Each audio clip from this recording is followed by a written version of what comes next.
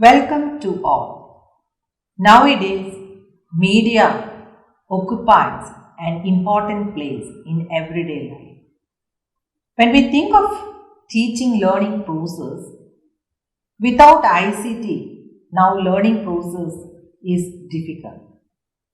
In today's session, we are going to discuss about the role of teachers and parents in media usage by the children. For this topic, we have with us our distinguished guest, Dr. Leda Ramohan and Dr. Deepthi. Let I take this opportunity to introduce both our guests.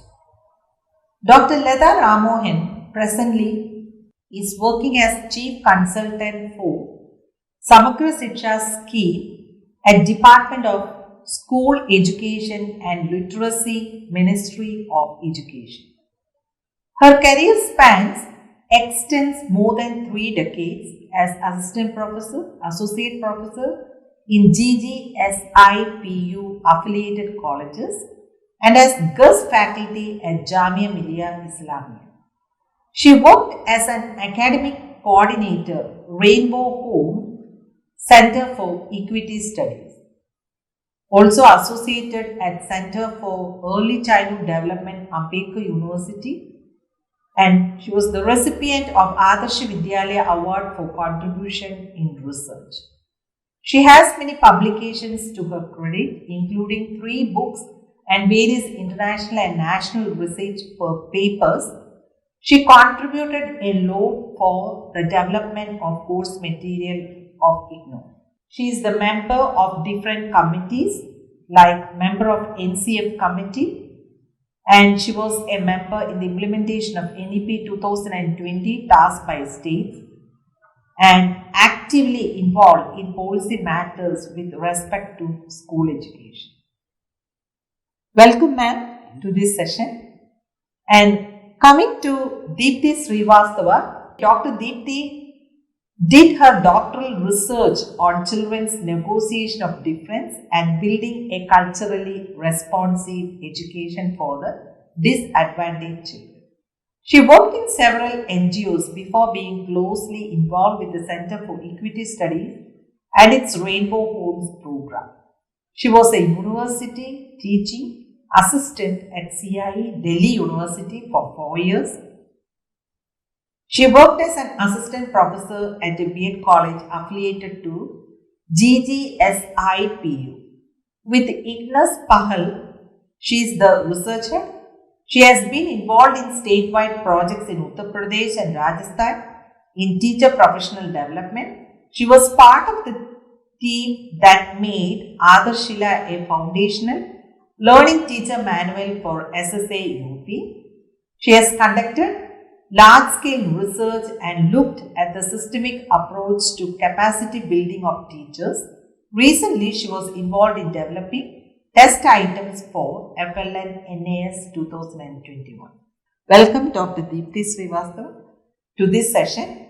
Okay, now in this video, we are going to discuss the main points such as the impact of media upon children, gender stereotyping in media space, role of parents and teachers in channelizing media influence and means with which they engage constructively and critically with children in these debates. After watching this video, you should be able to discuss the need for interventions by teachers and parents in the media usage of children, understand the strategies to be used by teachers and parents in diminishing the negative influence of media on children, sensitize teachers and parents about their roles in regulating media influence, discuss the role of parents and teachers in dispelling stereotypes, and appreciate media as a powerful tool for inclusive education. And coming to our discussion, first I want to discuss the point that media usage is everywhere and children are continuously exposed to it. Do you see any need for intervention by teachers and parents? Dr. Leda, could you please explain? Yeah. Thank you, Dr. Elizabeth, for flagging this important issue of media. As you rightly said, media is ubiquitous everywhere and anywhere, and it's significantly influencing children's, especially their cognitive development. Now, we are in the 21st century and we are propelled and fueled by technology and communication network. So, the benefits are plenty, where children can have information at the click of a button. There are new avenues and vistas of knowledge open before them, and there is scope for creativity, and not to speak of entertainment 24/7. It is available, and communication network with places far off, any corner of the world or the globe you can catch up. And then there is learning of new skill, sharing of ideas, exploring new talents, uploading and sharing and getting appreciation from all. So these are the benefits, but I must tell you, one has to tread with caution. Anything in excess is bad. So in the case of media also, there is a need for regularization. And whom can do this the best? Of course, teachers as well as parents. Why, you may ask? Parents? Parents have immense responsibility, and we have been discussing always the pivotal role of parents in bringing up children, in enhancing their holistic development. So parents are there, they are the first instructors, and they are available with the children and providing all sorts of support. So whenever they think that children are going away from the right path, parents can naturally bring them back to the right path. Similarly, school, as you know, is a very important agent of socialization. Gone are the days when teacher was only an instructor.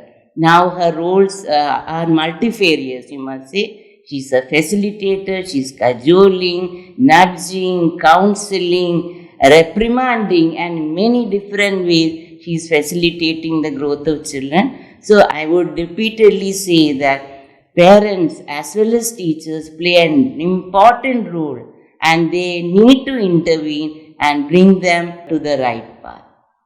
Okay, Dr. Lada has correctly stated that parents are the first instructors. In teaching anyway, parents are the first instructors. But coming to the teachers, we can see that teachers' own biases and preconceived notions influence how they approach training the children about influence of media. Could Dr. Deepti elaborate on this point? Yes, sure, you're very right. Our own biases and preconceived notions have a lot to do with how we ourselves engage with any social media, text or visual, and also when it comes to a teacher, how we approach training children on it. Because studies have shown that engagement with social media, it normally involves scrolling through trending tweets, through news items that are prime time. So, we are not in the first place watching or looking at the whole picture. We are not looking at all the news. The other thing is, this has two problems now. One is that what we view is what we want to view. So, it is reflective of our own perspective.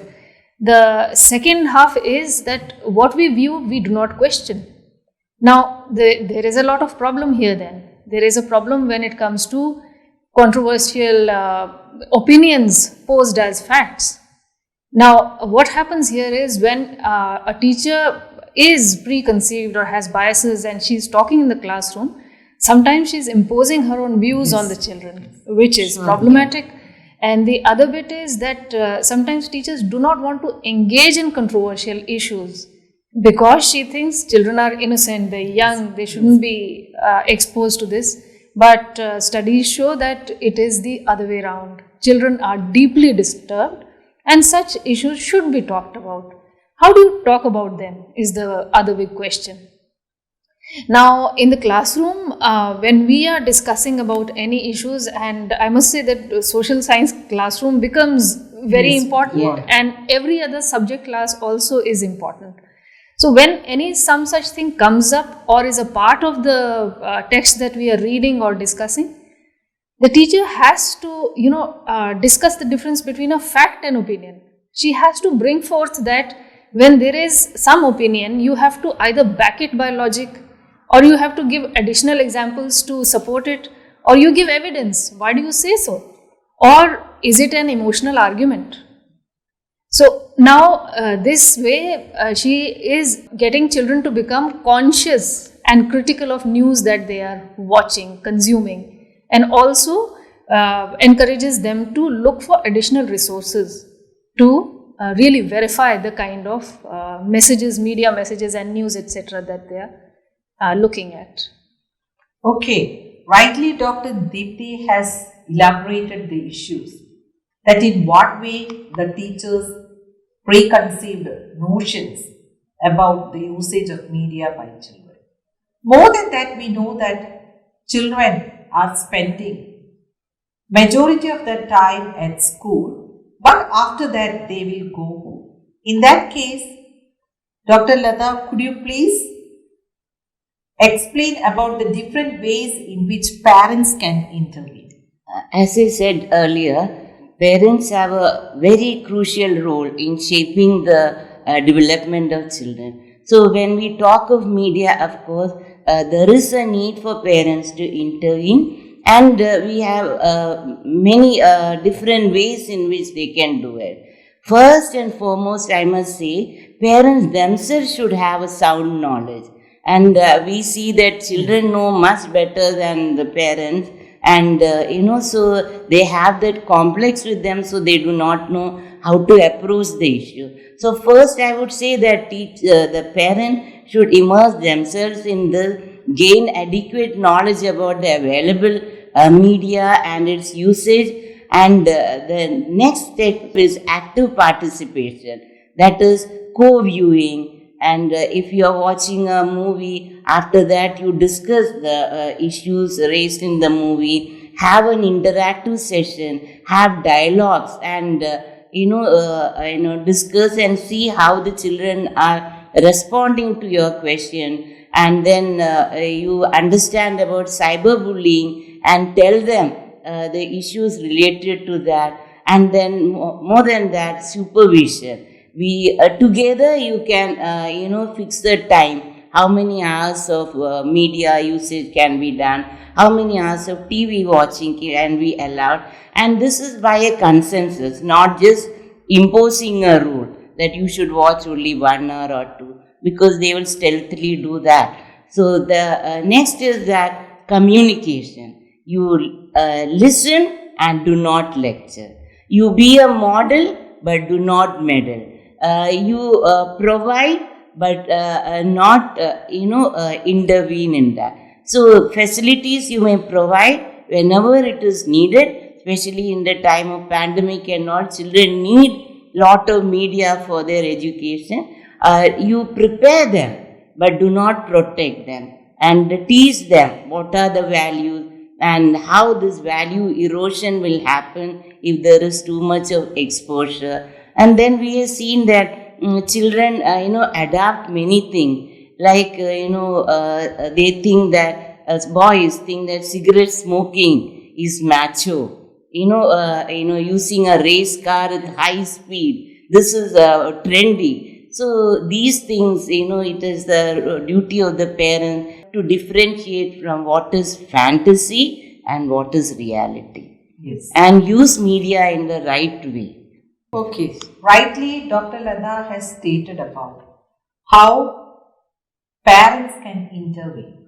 And when we think of the term media, it is an umbrella term. So what all things are coming under media, and how can teachers and parents be sensitized about the usage of media by children? Dr. Deepthi, could you please elaborate on that? Yes. The first part of the question, what is included in media per se? So there is print media and there is social media, and like exposure to print is relatively lesser when it comes to younger group of children. Yes. But when we come to talk of adolescents, use of print as well as audio visual and the social media gains prominence. So we are talking of all these mediums in that way. And now when we come to thinking about how to sensitize teachers and parents, so the first question that comes to my mind before is, why to sensitize them? Yes. So, because like we discussed in the previous question, that one prime thing is that as adults, we need to unlearn our own biases and preconceived notions about how media projects something. Because, believe it or not, there is a generational gap. Yes. And there is a difference in the way children are now growing up and vocabularies are changing, and how we look at things from the lens of youngsters also. So we need to really be aware of that. Now, why do we need it again? Is we have to enhance interpersonal communication between us and the younger ones, and also among themselves, because children are getting prepared for their lives. So it is important that we sensitize both parents and teachers. How to sensitize parents? Now, there was this Wall Street journalist, Stephen Leckett. In 2010s, he recognized that now children who are in the age group of 5 years have more than 1,000 pictures on social media that their parents have uploaded. So, which is dangerous, because you're exposing that private life to somebody else. So he coined a term known as sharents rather than parents. Yes. So now parents themselves have become sharents. So because why do they do this? They do this because they get some positive reinforcement. My child is looking so nice. I have traveled here. I have done this with my child. So one is recognize that and stop doing that. And how to take it further? There can be workshops on teaching children to be smart about social media, on setting rules, like Dr. Lata mentioned in the previous question. There are certain ways in which parents can intervene. And I think parents should themselves have communities of talking to each other, where they can have a constructive discussion on how they are managing it with their children in a constructive manner. For teachers, I must say that teachers definitely need training on recognizing these media messages. They need training on identifying bias and stereotypes, and recognize the signs of its effects in the classroom. They need workshops on ways to address it in the classroom, on critical literacy of how to look at messages that you get from the media and the text, and how to take it forward in the classroom with the children. Yes. Dr. Deepti has correctly stated about that the need of media literacy. That is very important nowadays. So media literacy is very much important. And more than that, Dr. Lata, could you please explain some of the ways that one can recognize that intervention is required? Yeah. We hear a lot of, about helicopter parents these days who are always hovering about children and monitoring. I wouldn't recommend that. But of course, we have to watch out for certain signals. So, especially as taking a cue from Dr. Deepti, the interpersonal relationship is very important. When you interact with your children at home, you can notice certain signal, like children getting irritable very soon. There are a lot of stress and tension they are undergoing. And they become very withdrawn, and they prefer to be alone instead of mixing and interacting with others. And of course, the main impact is on academic. Less and less interest in academics and more on other activities. And sometimes you may also have noticed at home, children suddenly, when you are around, they remove, the page from what they are watching, or putting on mute when they are talking. All this, hiding thing, deleting messages, all these are, signal to know that children need to be told, and their media usage to be regularized that way. Yes, surely. Then, what role can teachers play? So, media becomes a tool to promote critical thinking. Because we know that whatever ways we have introduced or whatever medium we have used, it should lead to the critical thinking among the students. Could you please explain some of the ways or what tool can be used to promote the critical thinking among children? Dr. Deepthi? Okay, thank you. Yes, now this is a very important question. Using media as a tool for promoting critical thinking. Now, I'll take a specific example in this case and maybe elaborate to make it clear. If I look at social media and the way gender stereotypy is done in the social media, yes, and how does teacher take it up in the classroom?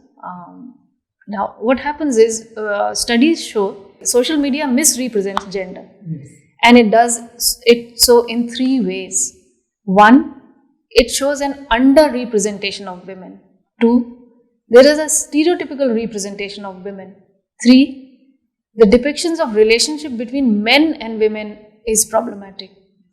If we look at India in that case, in the last decade, the number of women who are in social media work has doubled. But the ratio still is 4:1 for men is to women. So that's the difference we are living with. Now, there's a stereotypical representation if you look at either advertisements or movies or songs or whatever, or even in stories in print. There are socially endorsed views where men are shown as powerful, strong, and women are passive, dependent, beautiful, slim. Now, depictions between men and women's relationships are also problematic. Women are dependent. They are enmeshed in relationships and housework, or both. So now, what about the role of teachers to make media as a tool to promote critical thinking? First of all, teacher lets the students observe and talk about what they think about it. Next, a very powerful tool is critical analysis of print or audio-visual media. So there is a critical review of advertisements, of movies, of songs that children like. So there is a reality versus there is a portrayal. Talk about it. What is a problematic portrayal? Which advertisement shows it this way? What could the alternatives be? But because the ultimate idea is that there is a certain problem in the way misrepresentation is happening, but how do you redesign it? So let students themselves redesign these messages in an alternative way and show a more gender neutral message in contrast to what they have analyzed. So that could be one. Okay, thank you, Dr. Deepthi, for explaining about the redefining role of men and women in media space. And lastly, I would like to ask how media can be used as a powerful tool for inclusive education. Dr. Lata can pour out some of the ideas, and afterwards Dr. Deepthi also can add. Yeah. I'm glad that, inclusive education is gaining much more attention than ever before, especially in our country. We have many provisions for, inclusive education in our school setup. Now, for inclusion, we mean that it caters, the education that we give caters to diverse needs. The children can be very different. Ours is a diverse country with diverse type of population, especially children, and catering to their individual needs is what is inclusive education all about. The first is that technology can be a very powerful tool, especially in access to knowledge. More than the classroom, there are many children who are unable to, reach classroom and study with others. So technology is a very powerful tool in that way, where there is access to books. Now we have, talking books, those who cannot read. So these new provisions are there. We have immersion readers are there, and there are provisions like, reading from screen to book and book to screen. All these are available, not just the braille books and others. And similarly, children are more and more engaged in projects through this multimedia, and they are able to, tap their own talents. And teachers are also able to identify many talent. I see, especially in music and all that, children are, coming up with so many videos which they never thought they would ever, be able to do. And their creativity is exhibited through technology, through multimedia. And there are many provision. And for children, for facilitating them, we have the use of videos, classroom, and e-content is provided to them. Infographics are there, presentations, animation, and we have so many new technologies available with which we can help and facilitate our children who need a special hand in these. Okay. So both parents as well as teachers, they Their can role, definitely, both roles are in. yeah, they Okay, can Dr. definitely Devi. use Yes, it. right. As rightly said by Dr. Lata, that social media tools have enhanced access to content for all children in the classroom, which is a very big thing.